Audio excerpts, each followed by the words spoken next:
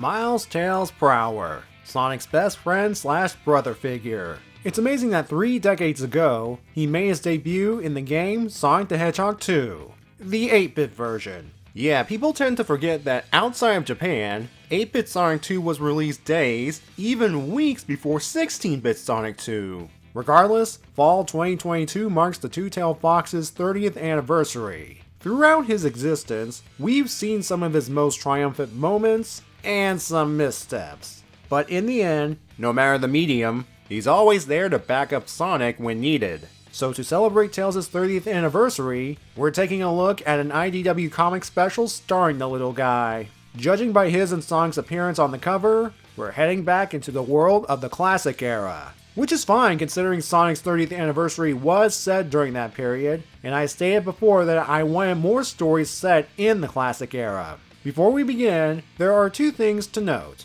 1, there will be spoilers ahead, just to let you know. And 2, the story will draw in elements from 2 previous games, Sonic 3D Blast and Tails' Sky Patrol. A number of you should know about the former, an isometric platformer released for the Sega Genesis and Sega Saturn that has Sonic traveling along Flicky Island and rescuing the titular birds from Eggman's grasp. The latter you may not be as familiar with, so I'll quickly fill you in. Tails' Sky Patrol was, for a good while, a Japanese exclusive Game Gear game that featured Tails saving some islands from the clutches of a witch named Witchcart and her flunkies Hawkwolf, Bear Ranger, and Karatea. The game would get a wider release thanks to it being an unlockable in Sonic Adventure DX, and later on the Sonic Gems collection for the Nintendo GameCube and the PlayStation 2. Witchcart and her goons, also known as the Witchcarters, have appeared in comics before. The Archie comics to be precise. There, she is known as Wendy Noggis. Wendy is what the fans called her for a time, and is the sister of Walter Noggis, a revamped version of the Sonic SatAM character. Other differences include the Witchcarters being brainwashed by her having a crush on Eggman, and eventually joining the Eggman Empire as a sub-boss. Here though, we're dealing with the original game versions of these characters, or close enough versions. Anyhow, this intro has gone on long enough. Let's get started.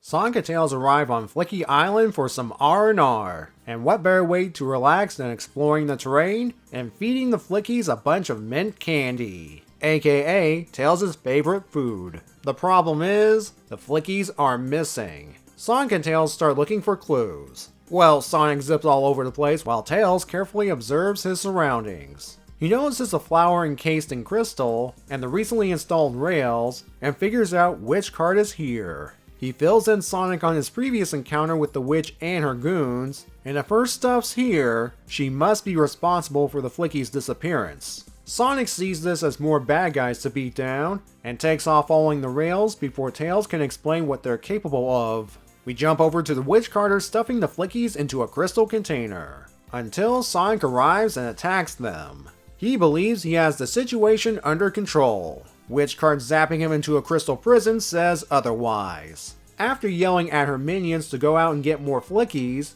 she's going to personally drag her newest trophy back to her lair. As you can see, she's one of those witches that speak in rhyme, much to Sonic's annoyance. Tails, who witnessed the kidnapping, is frustrated with Sonic for rushing off before they can come up with a decent plan. I'm okay with classic Tails breaking down here. He doesn't have the experience of his modern counterpart yet, and he quickly gets himself together, in part thanks to seeing some escaped Flickies. They got away during Sonic's fight with the Witchcarters. Their presence gives Tails the motivation to challenge the baddies once again. He frees the other Flickies nearby, and says he can save everyone if they help him navigate the island. First off, Spring Stadium. Hawkwolf's Flicky hunt is interrupted when Tails grabs him off the bike. His plan to drop him in a spring pit is derailed when Hawkwolf calls for his bike. Time for plan B. The Flickies begin singing, causing the bike to go haywire, and for Hawkwolf to fall off. Like a maniac, he charges towards Tails and the Flickies, only to fall into the spring pit. That one's on you, Wolfie. Tails takes a green piece known as the repulsor unit from the bike, while trying to explain what it does to the Flickies. Tails, you might want to tone down the technobabble. These are simple birds. Anyway, Tails has one of them hold the part for later. In Gene Gadget, Bear Ranger forces some Flickies into a bag single file. Tails' cheap shot puts an end to that. Bear Ranger's so angry about this act that he hops on board his shark rocket to chase down Tails. Tails calls for Plan C, which involves the Flickies freeing their brethren and blocking Bear Ranger. He accelerates his rocket to full power in order to catch up with Tails. But he doesn't have full control and ends up inside a machine containing that weird liquid seen in the stage. The abandoned rocket emerges from a separate exit, and Tails takes 2 components from it for the Flickies to hold on to. Next up is Caratia in Rusty Ruins. She's forcing the Flickies into cages and shows what happens when any of them try to escape.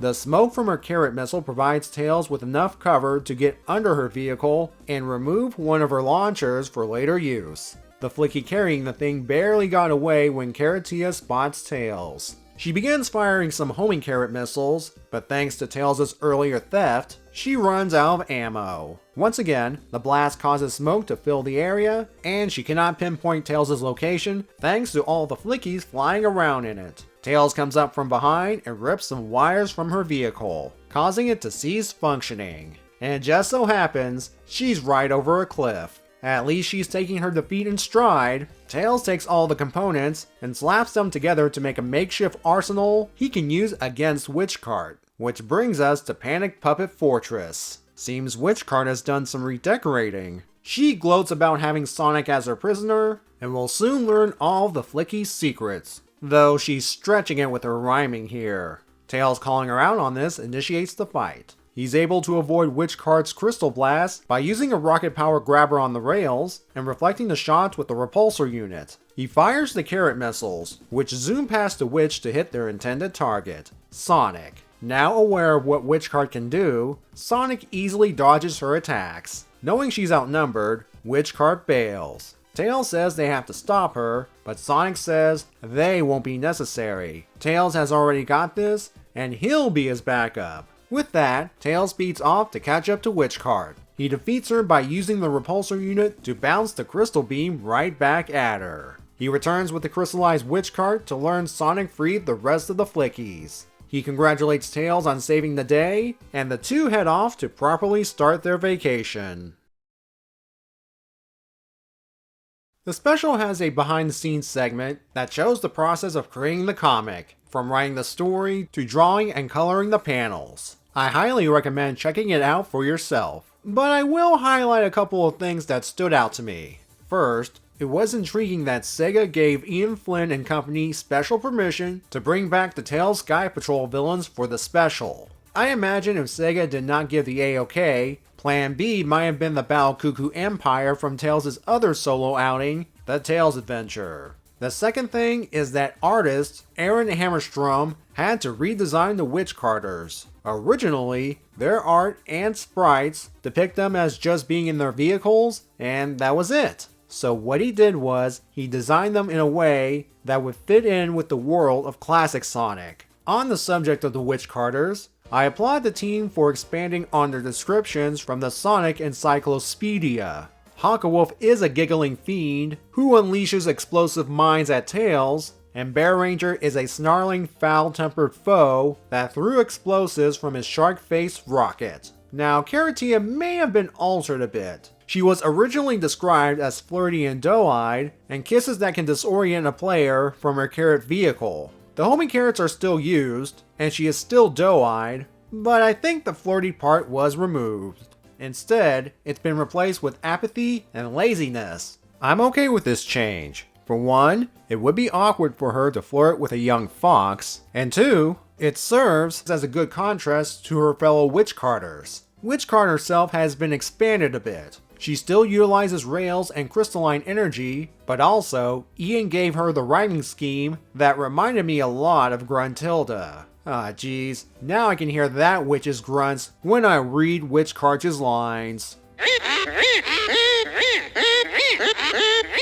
Anyway, let's focus on our star of the special. Tails really shows off his genius by deducing the culprits, tricking them into defeating themselves, and cobbling together a makeshift arsenal in order to take down the head honcho. He kinda needed to since the last time he faced off against these guys, assuming things went down like in the games, he would have had just the boomerang, a sling ring-esque item that can be used as a weapon or to grapple things. Though in Tails' recap of Sky Patrol, he doesn't appear to have the boomerang on him. Wouldn't that make him more awesome when he first fought against these guys? Plus, he was in uncharted territory. This time though, he's at a place he's previously visited, and he has help in the form of the Flickies. Seriously, these birds were a major asset this time around. Also, the order Tails takes down the gang is exactly the same as it was in Sky Patrol. No doubt a deliberate choice by the creative team. You may notice that when Tails gave a component to one of the 4 Flickies, it matched their corresponding color. Even with the carrot missile launcher being dark gray, you can see the red circles surrounding the holes. The only reason Tails had to put up with the extra effort is because Sonic didn't wait until Tails explained things more, and he decided to pull a Leroy Jenkins. He thought he was dealing with some minor randos, and in a way they are. But he was unaware of how dangerous their leader was. Again, you can thank him rushing off before Tails can explain things in detail. Actually, the Witch Carters have definitely upped their game by trying to conquer Flicky Island after the events of Sonic 3D Blast. And they might have won had Sonic and Tails not decided to spend a vacation there. Even then, Witch Cart successfully captured Sonic, something Eggman would have been upset about, and might have still won, but she underestimated Sonic's buddy. That seems to be a running theme throughout this special, underestimating your opponent. Going back to the idea of Sonic getting trapped in Crystal, I'm reminded of when in the Archie books, Wendy Naugus captured both Sonic and Eggman using this method, which led to that series' interpretation of Tails' Sky Patrol. Off panel, sadly. I will give Sonic credit. He did learn from his mistake, and he gave Tails his moment to shine. Makes me wonder if Tails should have told Sonic about his previous solo outings not long after they have happened. While there are game nods aplenty, here are a couple I want to point out. First, the mint candy. In addition to being his favorite food, the mint candies are also known to replenish Tails' stamina in Sky Patrol. And then there's Sonic's comment about wanting to grind the rails with special shoes. Oh, it'll happen, Sonic. It'll happen. And you'll eventually get good enough that you can do it with just your regular shoes. This special was a surprising way to celebrate the Two-Tailed Fox's 30th anniversary, and you can tell those involved had a lot of fun working on it. And I enjoyed it as well. I hope future visits to the classic era are not limited to just the anniversary specials. But if they are, and if the focus is going to be on other Sonic characters, next up would probably be Amy Rose, since Sonic CD's 30th anniversary is coming up in 2023. Then it would be Knuckles' turn for Sonic 3's 30th anniversary in 2024. Whatever the case, I'm glad IDW and Sega allow us to return to this era in order to give Tails his moment in the spotlight. With that, have a good day everyone.